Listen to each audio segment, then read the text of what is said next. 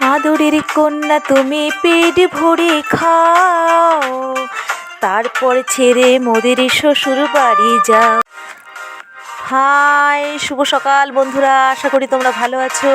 আমিও ভালো আছি। আমার নতুন একটা ব্লগে তোমাদের সবাইকে স্বাগত। আজ রাখি মায়ের হাতে আইবুড়ো ভাত খাবে, আমাদেরও নেমন্ত্রণ।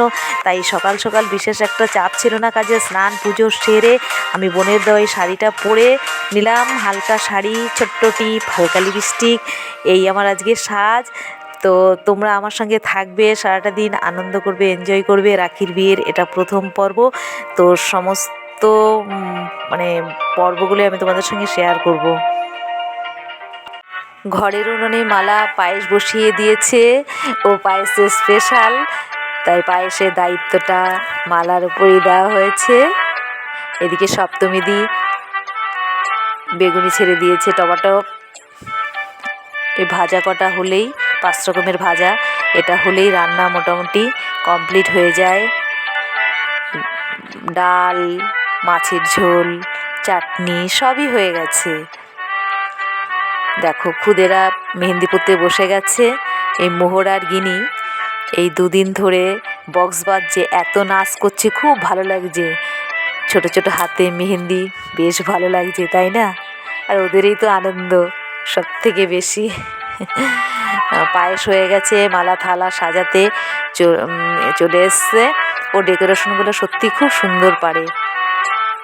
আর সবাই মোটামুটি সেজেগুজে রেডি হয়ে গেছে অনুষ্ঠানের জন্য।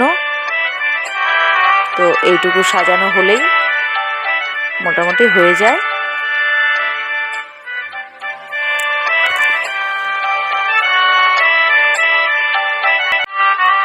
এই অনুষ্ঠানটা আমাদের মধ্যে না বিয়ের আগেই করা হয়।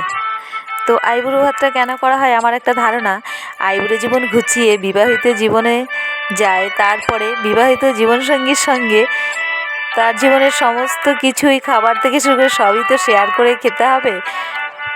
তাই বিয়ের আগের দিন মা কাকিমারা মেয়েদের পছন্দ করা খাবারগুলো তৈরি করে নিজের হাতে খাওয়ায় বসিয়ে, আর ধান দুপো দিয়ে আশীর্বাদ করবে আগামী জীবন যেন তার সুখের হয়।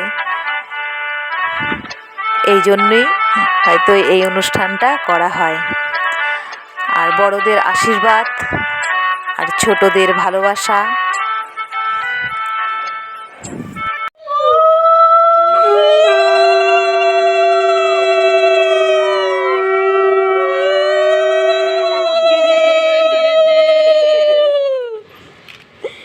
শুরু করে দিলি তুই?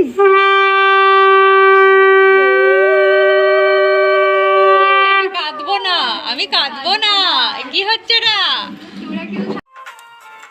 মেয়েদের জীবনে এই সময়টা এত খারাপ লাগে। এদিকে মা বাবাকে ছেড়ে চলে যাওয়ার কষ্ট, কাঁদবো না মনে হলেও যেন কান্না অটোমেটিক চোখ দিয়ে জল এমনিতেই বেরিয়ে আসে। তারা যখন কাছে আসে, আশীর্বাদ করতে আসে, যেমনি মা বাবার মধ্যে, আর এদিকে নিজের মধ্যেও। আর এদিকে আবার প্রিয়জনদের এক ছেড়ে যাওয়ার কষ্ট, তার সঙ্গে আবার এক প্রিয়জনকে পাওয়ারও আনন্দ থাকে। আর কান্না হাসির মধ্যে দিয়েই চলে, বর্ডার লাইনে দাঁড়িয়ে থাকার মতো অবস্থা।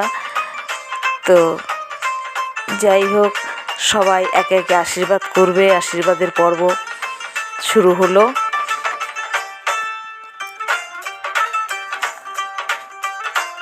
আদরের কন্যা তুমি পেট ভরে খাও, তারপর ছেড়ে মোদের শ্বশুর বাড়ি যাও। গ্লাস ভরে জল দিলাম, কাঁসর থালায় ভাত দিলাম, 5 রকমের ভাজা দিলাম। আদরের কন্যা তুমি পেট ভরে খাও, তারপরে ছেড়ে মোদের শ্বশুর বাড়ি যাও। আলু পটল ডাল না, রুই মাছের কালিয়া, মাছের মাথার ডাল আর কই মাছের ঝাল। রূপসী কন্যা তুমি পেট ভরে খাও, তারপরে ছেড়ে মোদের শ্বশুর বাড়ি যাও। আদরের কন্যা তুমি পেট ভরে খাও, তারপরে ছেড়ে মোদের শ্বশুর বাড়ি যাও। থালা ভরে তোমায় দেব গুড়ের রসগোল্লা, থালা ভরে তোমায় দেব গুড়ের রসগোল্লা, আর দেব তার সাথে ঢাকার কাঁচা গোল্লা। আদরের কন্যা তুমি, সোহাগের কন্যা তুমি, পেট ভরে খাও, তারপরে ছেড়ে মোদের শ্বশুর বাড়ি যাও। আদরের কন্যা তুমি, পেট ভরে খাও, তারপরে ছেড়ে মোদের শ্বশুর বাড়ি যাও। যাক, একে একে সব গুরুজনদের আশীর্বাদ পর্ব শেষের দিকে। তো নিরু যে এই কেকটা এনেছে, আইবুড়ো ভাত লেখা যে কেকটা, ওই কেকটা এখন ও কাটবে। তো শুভ আইবুড়ো ভাত, শুভ আইবুড়ো ভাত, শুভ আইবুড়ো ভাত।